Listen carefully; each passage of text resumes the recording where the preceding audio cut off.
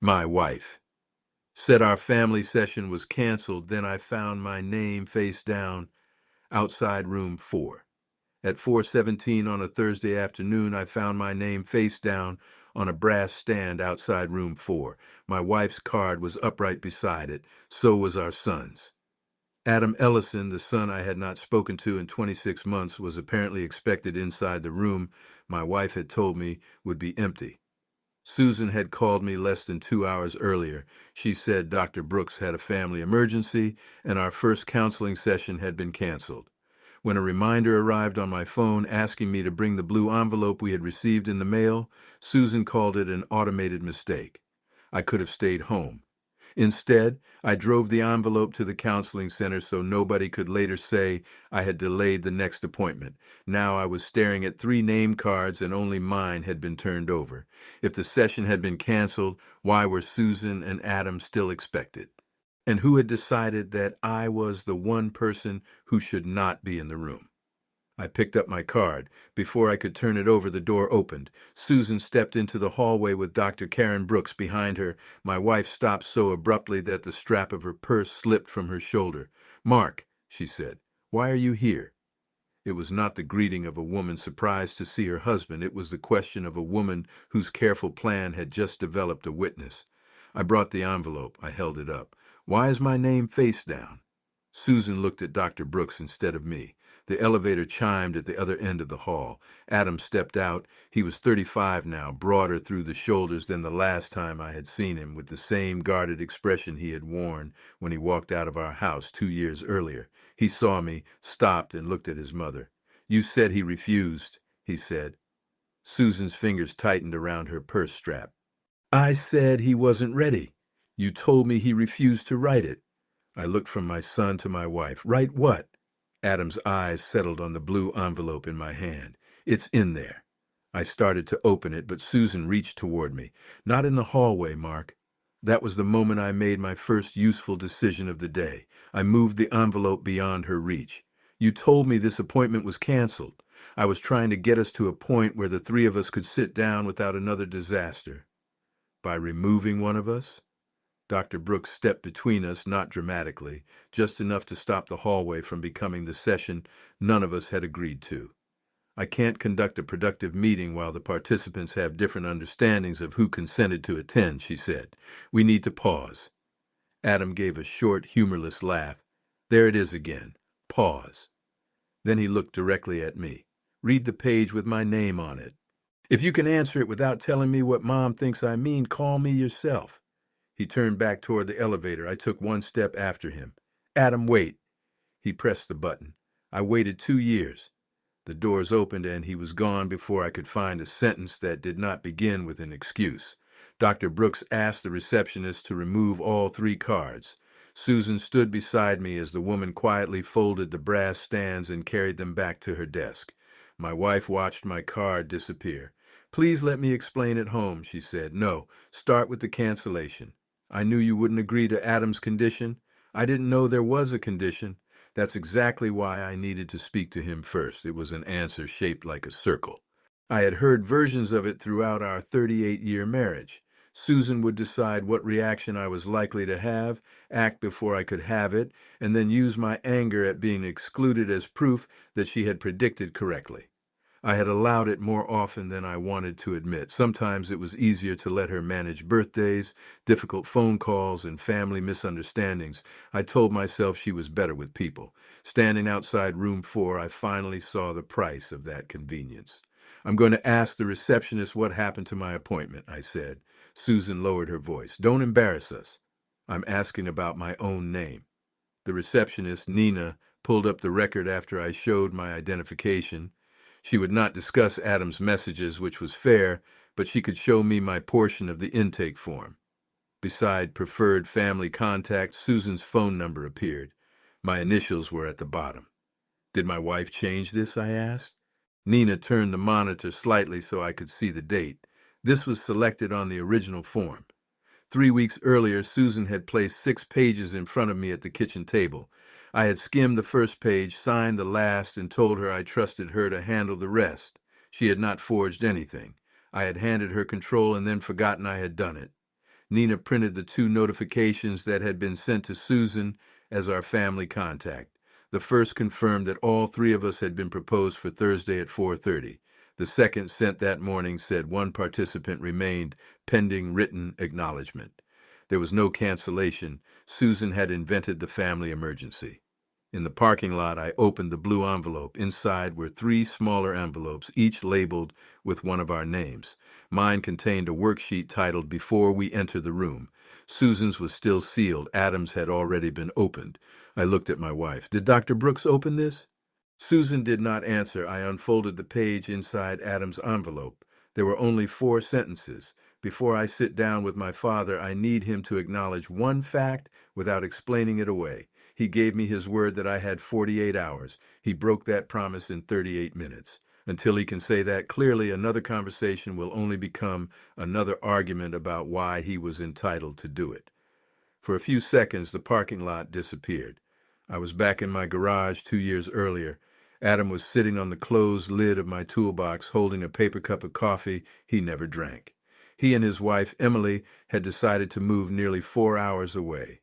Emily had been offered a position that gave her steadier hours, and Adam could transfer. Their daughter, Lily, was 6. Susan picked her up from school twice a week and treated those afternoons as the center of her life. Adam knew his mother would hear the move as abandonment before she heard anything else. "I'm telling you first because I need one calm person in the room when I tell Mom," he had said. "Give me until Sunday afternoon, 48 hours. Don't tell her before then." I had put my hand on his shoulder. "You have my word."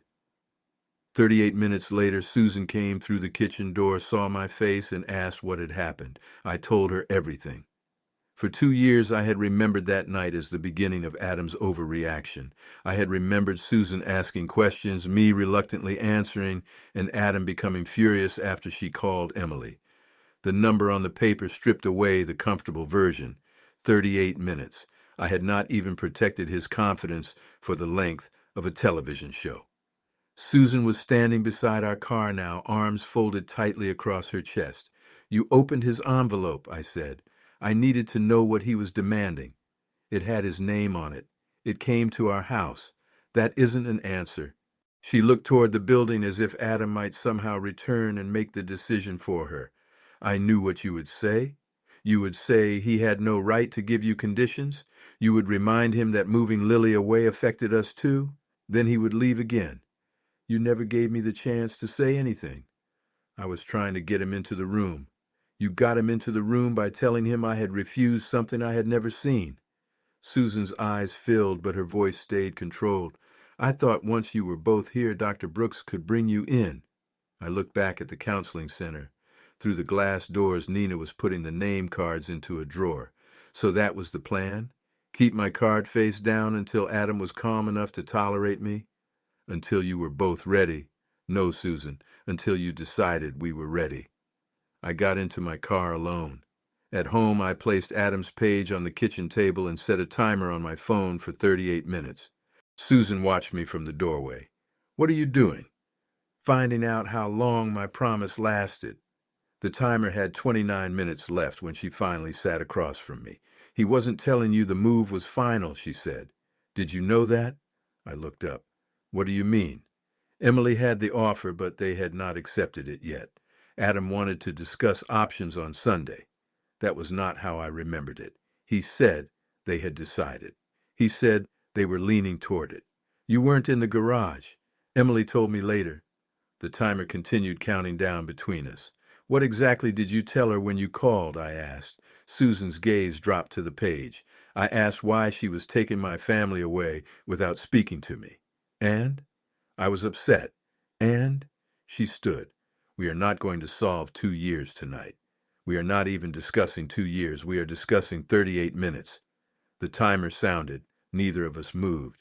It was astonishing how short a broken promise could feel when you were forced to sit beside its exact length. After Susan went upstairs, I opened my own worksheet. The first question asked, "What fact can you acknowledge without adding the word but?" I wrote, "I promised Adam 48 hours, and I told Susan after 38 minutes. Then I crossed it out. The sentence was accurate, but it still made the information sound as if it had simply escaped from my mouth. I tried again. I promised Adam 48 hours, and I chose to break that promise after 38 minutes.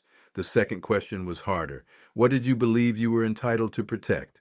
I started three answers. My wife, my relationship with Lily, our place in Adam's life. Each one made me sound more noble than I had been. The truth was smaller. I had wanted relief. Susan could tell when I was keeping something from her.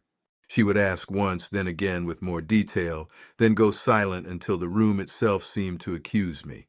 Telling her had ended my discomfort. I had traded Adam's trust for 30 seconds of relief and then called it concern for the family. My phone showed no missed calls from Adam, but I remembered that Susan still used our landline number on family forms. I checked the call log on the base beside the kitchen counter. There it was. Adam's number 12 days earlier, 8:11 p.m., duration 56 seconds. The voicemail box was empty. Susan came downstairs when she heard me replaying the menu. What did he say in the message? I asked. She stopped on the last step. Who? There are only three people in this story, Susan. She came into the kitchen slowly. He said he would attend one session. He said the page in the blue envelope had to be completed first. Why did you delete it? Because he sounded angry, and I knew you would hear the anger instead of the offer. Did he say not to give me the message? No. Did he ask you to speak for him? No. I wrote Adam's number on the worksheet, even though it had been in my phone for years. Then I called it. He let it go to voicemail. I had left him long messages before. Some explained why the move had frightened us. Others reminded him that Susan had been devastated. Once on his birthday, I spoke for nearly 4 minutes about how families should not punish each other forever. I had called those messages apologies because I said, I'm sorry somewhere inside them. This time I kept it to 14 seconds. Adam, I promised you 48 hours. I chose to break that promise after 38 minutes. There's no justification for it. I read your page. I'm calling for myself. I hung up. Susan stared at me as if I had stepped onto ice without asking whether it would hold. You should have told him I was trying to help. You can tell him what you did. I'm done carrying messages between the two of you. 10 minutes later, a text arrived. Tomorrow, 7 o'clock, Miller's Diner. Come alone. Susan read my face. What did he say? He asked me to come alone. That isn't fair. Neither was room 4. She pulled out the chair across from me. Mark, if you go there angry with me, he will use it to make me the entire problem. Is there a reason he might? Her expression changed, not guilt exactly, but calculation. She was deciding which truth could safely be told before another truth forced it out. I may have said more to Emily than I should have, she said. What did you say? I said you were worried Adam was making another impulsive decision. Another? He had changed jobs twice in 5 years. So had Emily. That isn't the point. Did I use the word impulsive? Susan looked away. Not exactly. Did I say he was not capable of deciding where his family should live? No. Did you tell Emily I said that? She did not answer. The counseling worksheet was still open in front of me. I turned it so she could read the second question. What did you believe you were entitled to protect? My family, she said immediately. It was the answer I had almost written, the respectable answer that made control sound like love. At 6:45 the next evening, I sat in the rear booth at Miller's Diner. I arrived early because arriving early was the only evidence of sincerity I could offer before Adam came through the door. At 7 o'clock, the booth opposite me was still empty. At 7:06, a waitress named Carla placed a sealed white envelope beside my coffee. A man left this at the counter about 20 minutes ago, she said. He asked me to give it to the gentleman waiting in this booth. My name was written on the front. Inside was a printout of a text Susan had sent Adam 2 years earlier, the morning after I broke my promise. Your father says you've already chosen Emily's family over ours. He says if you leave, he won't pretend it's anything else. Below it, Adam had written one question. Did you say this? I read the message 3 times. I had never used those exact words, but I remembered standing at the kitchen window while Susan spoke to Emily. I remembered saying, it feels as though they made room for her parents and simply expect us to accept whatever is left. Susan had sharpened my fear into a verdict and delivered it under my name. I could have written no and waited for Adam to appear. It would have been technically defensible. Instead, I wrote beneath his question, not in those words. I said something close enough that Mom could turn it into this. I was angry, and I let her speak for me afterward. That part belongs to me. At 7:14, Adam entered the diner. He sat across from me, read what I had written, and folded the page once. "That is the first honest answer you've given me about it," he said. "It is 2 years late." "Yes." I waited. Silence had always made me rush to defend myself. That evening, I made myself leave it alone. Adam glanced at the clock over the counter. "Mom told me you saw the condition and refused to sign it. I saw it yesterday. She called me 3 weeks ago and said you tore up the first copy." That landed harder than I expected. "There was a first copy?"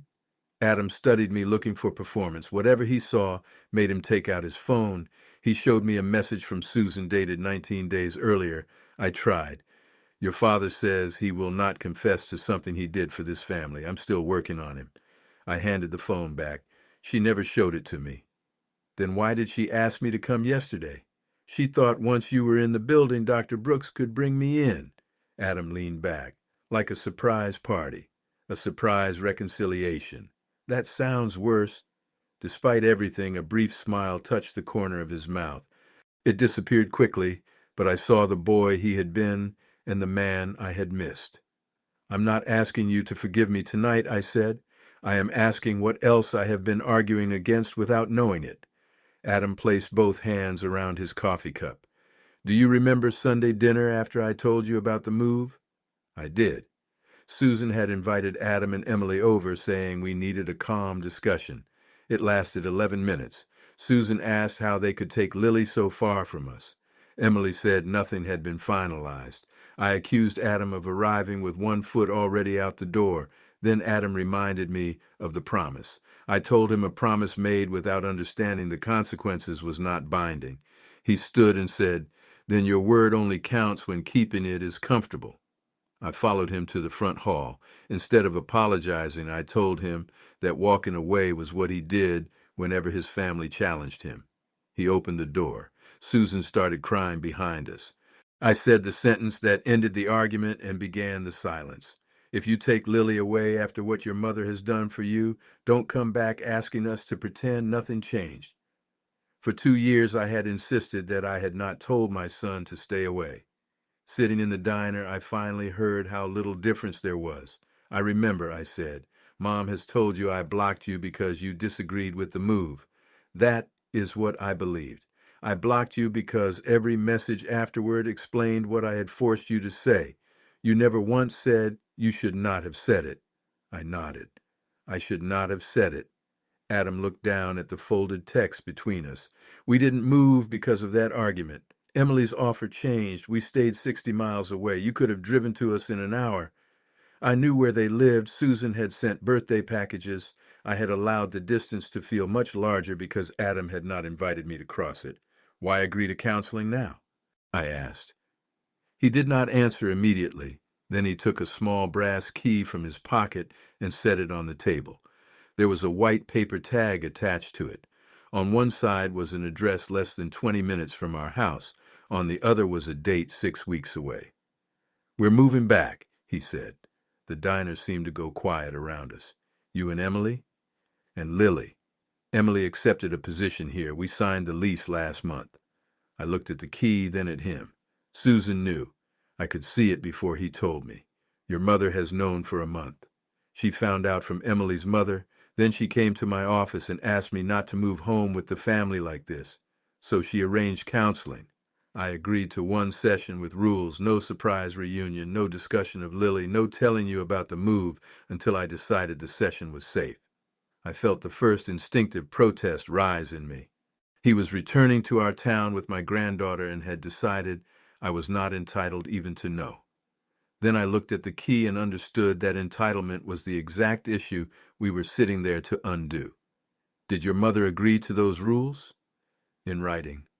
And then she tried to bring me into the room without telling either of us. She said it was the only way to keep us from finding reasons not to try. She told me Dr. Brooks had a family emergency." Adam closed his eyes for a moment. Of course she did. It was the first time in 2 years that my son and I had been disappointed by the same thing at the same moment. I could have used it to recruit him to my side. Instead, I pushed the key back toward him. Your mother's lie does not erase mine. Adam looked at me carefully. Dr. Brooks asked what I needed from you. I said I needed one sentence without a defense. You got it? I heard it. That is not the same as trusting it yet. I know. He put the key back into his pocket. There is another session available Saturday at 10. I have not agreed to it. What would make you agree? Finish the worksheet, send it to me, not Mom, and do not ask me when you can see Lily. The condition hurt. That did not make it unreasonable. All right, Adam stood. I'll decide tomorrow night. As he turned away, I said his name. He looked back. I'm glad you're coming home. His expression softened, but only slightly. Then help make it a place we can come home to. He left me with the bill, the opened envelope, and a question I could no longer answer by blaming the person who was not in the booth. Susan was waiting at the kitchen table when I came home. Her envelope from Dr. Brooks was in front of her, still sealed. He told you about the move, she said. It was not a question. Yes, I wanted to tell you. You wanted to tell me after you had arranged the ending. She looked at the white envelope I had brought back from the diner. What did he give you? I slid the printed text across the table. Susan read her own words and closed her eyes. I was frightened. So was I. That does not turn my words into those words. You said it felt like he was choosing them? I did. You turned a feeling I should not have dumped on you into a declaration from me to him. I thought if he understood how much this hurt you, he would change his mind. Maybe. And when he didn't, you spent 2 years telling each of us the other was not ready. Susan broke the seal on her envelope. Her worksheet contained a different question. What outcome have you tried to control because you were afraid to request it honestly? She read it twice. Dr. Brooks writes questions as if families can be reduced to one sentence. Sometimes one sentence is where the hiding stops. She looked toward the dark window. I wanted Adam to come home without making me choose between defending you and agreeing with him. Nobody asked you to choose. Both of you did. Every conversation became a test. If I said you missed him, he asked whether you admitted what you did. If I told you he was still hurt, you asked why he could not see everything we had done for him. I was the only person either of you would still speak to. There was truth in that. I had used Susan as a safer substitute for calling Adam. When she said he needed more time, I accepted it because direct rejection would have hurt more. Being in the middle made you miserable, I said. Yes. Then why did you keep us there? Her answer came so quietly I almost missed it. Because being in the middle meant both of you still needed me. That was the final piece. If Adam and I spoke directly, he would learn that I had never seen his condition. I would learn that he had offered a session. Both of us would discover how many messages had reached us sharpened, softened, or not at all. Susan had wanted peace, but she also wanted to remain the person who controlled the road to it. Did you plan to tell us what you had done once the session started? I asked.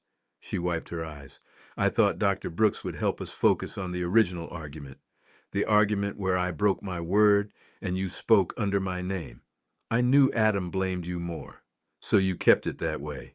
She flinched. I did not raise my voice. I was too tired for the familiar performance in which I became loud, Susan became wounded, and the original question vanished beneath our reactions. Adam offered me another session, I said. I will not ask him to include you. If you want to attend, you ask him directly. You're shutting me out. No, I'm removing myself as the messenger. I took my worksheet to the guest room. The third question asked what I would do if Adam did not forgive me. My first honest answer was that I did not know. I had spent 2 years treating forgiveness like a verdict that would prove which of us had been right. I wrote instead, if Adam does not forgive me now, I will respect the distance he requests. I will not use gifts, his mother, or Lily to force contact. If he offers a smaller relationship than the one I want, I will decide whether I can keep it without punishing him for its size. The last question asked what action would make my acknowledgement real. I wrote, I will speak to Adam directly. I will not ask Susan to interpret him. I will not repeat anything he tells me in confidence without permission. If I am unable to keep a confidence, I will say so before he gives it to me. I sent the worksheet to Adam at 11:26 that night. At 5:40 the next afternoon he replied, Saturday, 10 o'clock, room 4, first half, just us. Susan received her own answer 20 minutes later. Adam agreed to let her attend the second half if she completed her worksheet and sent it to both of us without changing anything after we read it. She sat at the dining table for nearly 3 hours. When her answers arrived in my email, one sentence held me longer than the rest. I told myself I was carrying messages because the men I loved were stubborn. The truth is that I edited those messages because I did not trust either man to choose the outcome I wanted. It did not repair anything. It was, however, the first time Susan described her actions without disguising them as our flaws. On Saturday morning, I reached the counseling center at 9:42. Two brass stands waited outside room 4. Mark Ellison, Adam Ellison. Both cards were upright. I did not touch mine. Adam arrived at 9:58. He glanced at the cards, then at me.